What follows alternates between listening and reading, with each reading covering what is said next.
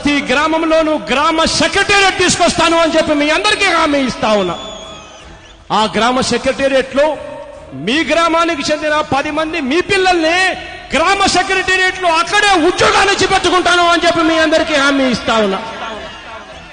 ప్రతి గ్రామంలోనూ 50 ఇళ్లకు ఒకరిని గ్రామ వాలంటీర్ గా ఉద్యోగాలు ఇస్తామని చెప్పి హామీ ఇస్తా ఉన్నా. ఈరోజు గ్రామ సచివాలయ వ్యవస్థకు ఈరోజు అంకురార్పణ చేశాం.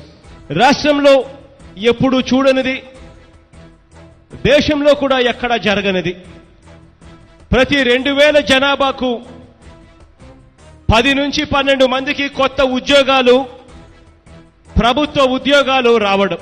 పరిపాలన అన్నది ప్రతి గడపకు తీసుకొని పోయే విధంగా, పరిపాలనలో అవినీతి అన్నది ఎక్కడా కూడా లేకుండా చేయాలి అన్న తపనతో, వివక్షకు ఎక్కడా కూడా తావు ఉండకూడదు అన్న ఆరాటంతో చేసిన ప్రయత్నం ఈ గ్రామ సచివాలయాలు.